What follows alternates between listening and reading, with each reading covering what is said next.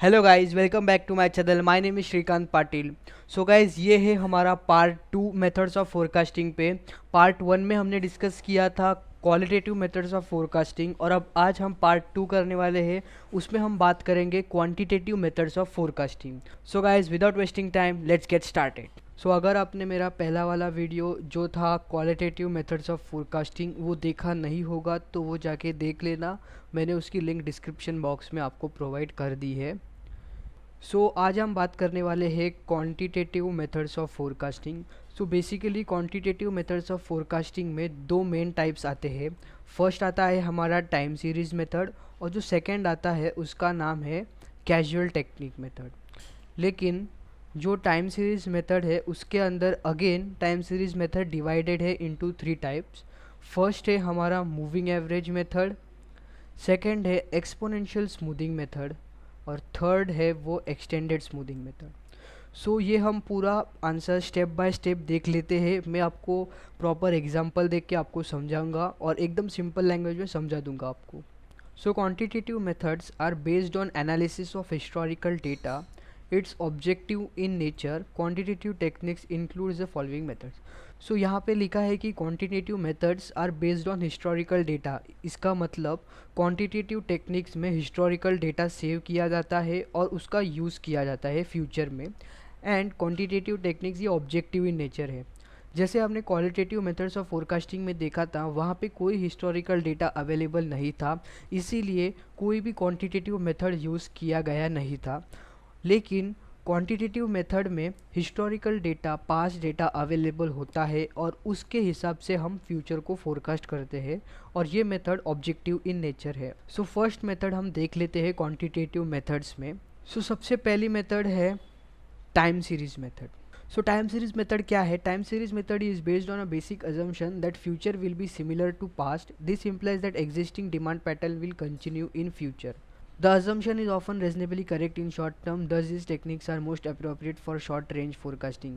Time series method एक assumption पे based होता है कि फ्यूचर सेम होगा पास्ट के जैसे।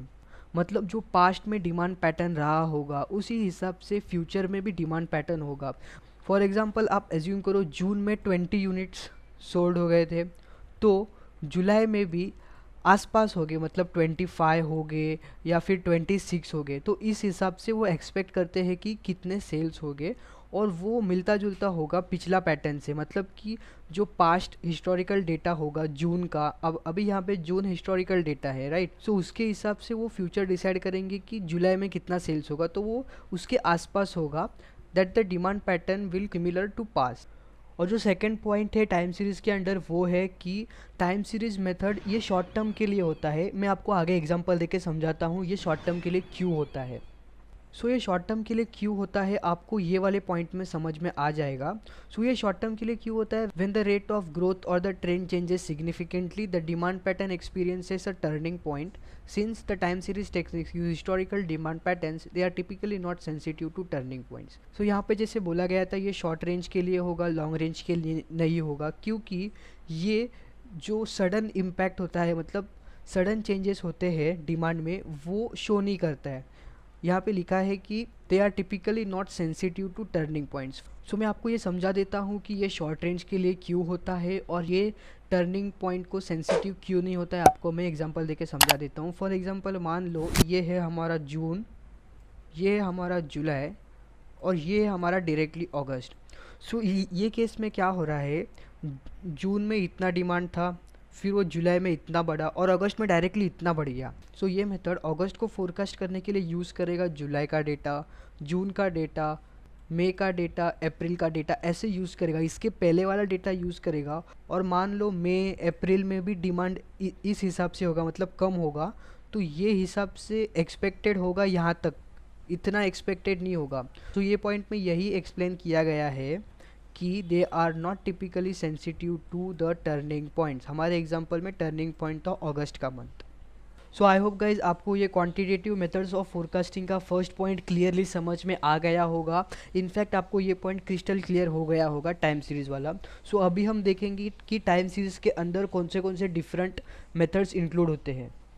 यहाँ पे लिखा है time series methods includes following. So first है हमारा मूविंग एवरेज मेथड। ये मूविंग एवरेज मेथड समझना बहुत इंपॉर्टेंट है, क्योंकि ये एग्ज़ाम में ऐसे आपको कैलकुलेशंस करने पड़ते हैं और ये बहुत ही सिंपल होते हैं। एक बार आप इसे समझ जाओगे तो आपको 15 मार्क्स 100% मिल जाएंगे। सो टाइम सीरीज़ के अंडर फर्स्ट है moving average. So moving average method में फोरकास्ट फ्यूचर का कैसे किया जाता है, वो है कि जो मोस्ट रिसेंट पीरियड के सेल्स है उनके मदद से हम फाइंड आउट करेंगे फ्यूचर का एक्सपेक्टेड डिमांड। सो अभी मोस्ट रिसेंट पीरियड सेल्स मतलब क्या, फॉर एग्जांपल हमें फोरकास्ट करना है अगस्त मंथ के लिए, ये है हमारा अगस्त। सो मोस्ट रिसेंट पीरियड मतलब अगस्त के पहले मोस्ट रिसेंट कौन सा है, जुलाई, जून है, मई है, अप्रैल है। सो इन 4 मंथ्स के हिसाब से हम डिसाइड करेंगे कि अगस्त में क्या सेल्स होगा।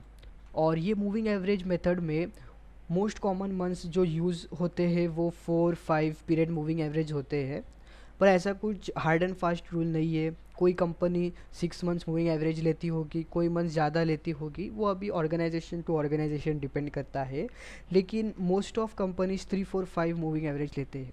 सो ये मूविंग एवरेज कैलकुलेट करना बहुत ईजी होता है और कोई भी कर सकता है, बच्चा भी कर सकता है। लेकिन ये मूविंग एवरेजेस में थोड़े लिमिटेशंस होते हैं।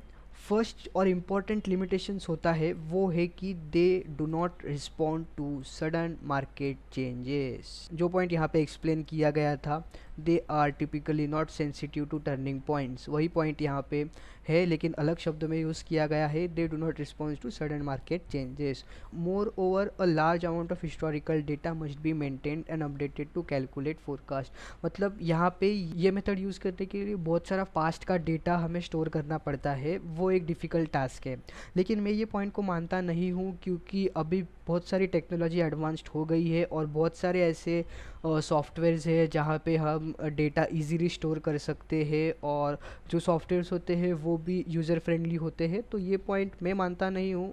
सो ये थी मूविंग एवरेज की थियरी वाली पार्ट। अभी हम देखेंगे कि प्रैक्टिकली इसको कैसे कैलकुलेट करते हैं, और एग्ज़ाम में प्रैक्टिकली इस पे क्वेश्चन पूछे जाते हैं और वो 15 मार्क्स के अराउंड होते हैं। तो यहाँ पे एक एग्जांपल दिया है मूविंग एवरेज का, एग्जाम्पल ऑफ मूविंग एवरेज, और ये 3 पीरियड मूविंग एवरेज है। 3 पीरियड मूविंग एवरेज, यहाँ पे मंथ्स दिए गए हैं, जैन, फेब, मार्च, अप्रैल, यहाँ पे ऐसे मंथ्स दिए गए हैं। और यहाँ पे बताया गया है कि जनवरी में 100 यूनिट्स डिमांड हुए थे, फरवरी में 250 हुए थे, मार्च में 310 हुए थे। सो हमें फाइंड आउट करने का है कि अप्रैल में कितना डिमांड होगा। सो हम पास्ट डेटा यूज़ करेंगे, जैसे ऊपर बोला था ना कि this method uses past data, तो ये हमारे लिए है पास्ट डेटा। तो अभी हम ये पास्ट डेटे से हम फाइंड आउट करेंगे कि अप्रैल में कितना डिमांड होगा। सो ये बहुत ही बेसिक कैलकुलेशन है। यहाँ पे मूविंग एवरेज यूज़ किया जाता है, एवरेज, आपको एवरेज तो पता ही होगा। तो यहाँ पे ये कैलकुलेशन ऐसा होगा, जनवरी में डिमांड था 100 यूनिट्स का, और फरवरी में था 250 का, और मार्च में था 310 का। सो ये 3 महीने में हमारा टोटल था 660। सो इसका हम एवरेज निकालेंगे और वो होगा हमारा अप्रैल का फोरकास्ट। तो एवरेज कैसे निकालते हैं आपको पता ही होगा, मैं वो एज्यूम कर रहा हूँ कि एवरेज निकालना आपको पता होगा। सो इसको हम डिवाइड बाय 3 करेंगे, आ गया आपका आंसर 220। और यहाँ पे भी फोरकास्ट बता रहा है कि 220 यूनिट्स हो गए अप्रैल का फोरकास्ट। तो इस हिसाब से हम फाइंड आउट करेंगे मूविंग एवरेज के मदद से कि अगले वाले मंथ में क्या डिमांड होगा। यहाँ पे और एक एग्जांपल दिया है 4 पीरियड मूविंग एवरेज का, वो मैं ये वीडियो में डिस्कस नहीं करूँगा फ्रेंड्स। मैं मूविंग एवरेज के ऊपर एक अलग वीडियो बनाऊँगा जिसमें मैं बस प्रैक्टिकल सम्स आपको सॉल्व करके बताऊँगा कि वो कैसे कैलकुलेट करते हैं। और एक मूविंग एवरेज में कैलकुलेशंस वाले पार्ट में जो प्रैक्टिकल पार्ट है उसमें और एक टाइप है वेटेड एवरेज मूविंग, वो भी मैं एक न्यू वीडियो बनाने वाला हूँ जिसमें मैं टोटली फोकस करूँगा कि ये कैलकुलेशंस कैसे करते हैं। तो वो वीडियो भी आप ज़रूर देख लेना, वो मैं जल्दी ही बनाने वाला हूँ। सो सेकेंड मेथड है टाइम सीरीज़ के अंडर, वो है एक्सपोनेंशियल स्मूथिंग मेथड। ये बहुत ही सिंपल मेथड है, हम समझ लेते हैं एक्सपोनेंशियल स्मूथिंग हम कैसे कैलकुलेट कर सकते हैं। यहाँ पे बताया गया है कि weighted average of actual demand of previous year and the forecast of the previous year, ये केस में लिया जाता है। सो एक्सपोनेंशियल स्मूथिंग में क्या करते हैं, जो लास्ट ईयर का एक्चुअल डिमांड हुआ होगा, मतलब लास्ट ईयर का या फिर लास्ट मंथ का जो एक्चुअल डिमांड हुआ होगा वो हम लेंगे, और जो लास्ट ईयर या फिर लास्ट मंथ जो हमने फोरकास्ट किया गया था वो हम डेटा लेंगे एक्सपोनेंशियल स्मूथिंग मेथड से फ्यूचर फोरकास्ट करने के लिए। सो फॉर एग्जांपल मैं आपको बता देता हूँ, लास्ट ईयर हमने फोरकास्ट किया था, फॉर एग्जांपल हमारा फोरकास्ट था 250 और एक्चुअल में हमारा हुआ 220। सो इस केस में हमारा डेटा होगा प्रीवियस ईयर फोरकास्ट 250 होगा और एक्चुअल डिमांड होगा 220। ये हम एक एग्जांपल देके समझ लेंगे नीचे। So exponential smoothing method calculate करने के लिए एक सिंपल सा फार्मूला है। सो ये फार्मूला है ft is equal to alpha multiplied by d t minus one plus 1 minus alpha multiplied by f t minus one. So हम ये फटाफट डिनोटेशंस क्या है समझ लेते हैं। एफ टी मतलब कि फ्यूचर फोरकास्ट, मतलब कि फ्यूचर में क्या फोरकास्ट होगा वो। अल्फ़ा मतलब कि एक ये स्मूथिंग कांस्टेंट है, अल्फ़ा फैक्टर, ये तुम्हें क्वेश्चन में दिया होगा। और डी टी माइनस वन मतलब कि जो एक्चुअल डिमांड हुआ था प्रीवियस ईयर या फिर प्रीवियस मंथ। और एफ टी माइनस वन मतलब कि जो प्रीवियस ईयर या फिर प्रीवियस मंथ तुमने क्या फोरकास्ट किया था वो। सो यहाँ पे एक एग्जांपल दिया गया है, वो हम देखते हैं। Forecast for year 2009-10 was 60 lakhs units and the actual sales were 50 lakhs units। मतलब कि हमारे केस में 60 lakhs यूनिट्स हमने फोरकास्ट किया था, वो है हमारा एफ टी माइनस वन। और 50 lakhs यूनिट्स जो कि हम एक्चुअल में सेल हुआ, एक्चुअल में डिमांड हुआ, वो है हमारा डी टी माइनस वन। और ये क्वेश्चन में हमें अल्फ़ा फैक्टर स्मूथिंग फैक्टर दिया गया है 0.8। सो हम ये फार्मूला में इसको सब्सटीट्यूट करके देखते हैं। अल्फ़ा फैक्टर यहाँ पे आ गया 0.8, जो एक्चुअल में डिमांड हुआ वो आ गया 5 lakhs प्लस 1 माइनस 0.8 जो कि हमारा फार्मूला में दिया गया था 1 माइनस अल्फ़ा, और ये मल्टीप्लाई किया गया है कि फोरकास्ट कितना गया है और इसके हिसाब से हमें आंसर आया है ये। और एफ टी हमें फाइनल आंसर मिल गया है 5,20,000 यूनिट्स। मतलब कि फोरकास्ट फॉर द ईयर 2009-10 होगा 5,20,000 यूनिट्स। सो आई होप गाइज आपको ये एक्सपोनेंशियल स्मूथिंग वाला मेथड समझ में आ गया होगा। सो अभी हम इसका थर्ड टाइप देखते हैं, एक्सटेंडेड स्मूथिंग। ये बहुत ही सिंपल है, इसके जैसा ही है एक्सपोनेंशियल स्मूथिंग, बस इसमें दो फैक्टर्स इंक्लूड किए गए हैं, वो है हमारे ट्रेंड और सीजनैलिटी। जैसे कि इकोनॉमी में अलग अलग ट्रेंड आते हैं और सीजन्स भी बदलते रहते हैं, तो वो दो फैक्टर यहाँ पे ऐड किए गए हैं। और ये एक्सटेंडेड स्मूथिंग मतलब कि एक्सपोनेंशियल स्मूथिंग को फर्दर एक्सटेंड किया गया है। यहाँ पे बस ये लोग ऐड करते हैं प्लस ट्रेंड और सीजनैलिटी।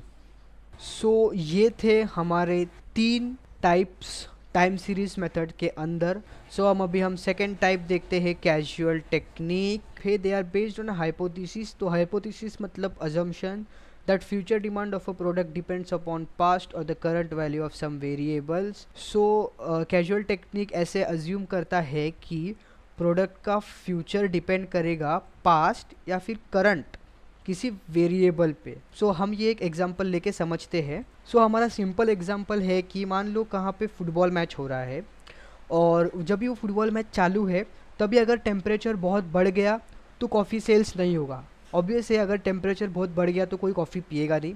और सेकंड हमारा है कि अगर टेम्परेचर बहुत कम हो गया मतलब कि ठंडी बढ़ गई तो कॉफ़ी सेल्स ऑटोमेटिकली इंक्रीज़ हो गए। सो यहाँ पे दो वेरिएबल्स का एक रिलेशन बताया गया है, वो है कि एक वेरिएबल हमारा कॉफ़ी सेल्स है और एक टेम्परेचर है। उन दोनों का अगर रिलेशनशिप बहुत अच्छा जाता है तो हमारा फ्यूचर का प्रिडिक्शन बहुत अच्छा होगा।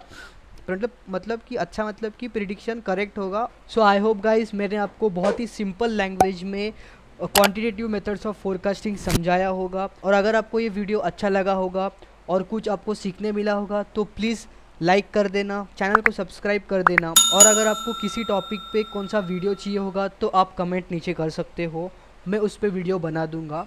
सो guys see you in the next video, जो कि मैं बनाने वाला हूँ मूविंग एवरेजेस पे। आपको मैं प्रैक्टिकल कैलकुलेशंस करके बताऊंगा। सो वो भी वीडियो आप ज़रूर देखना।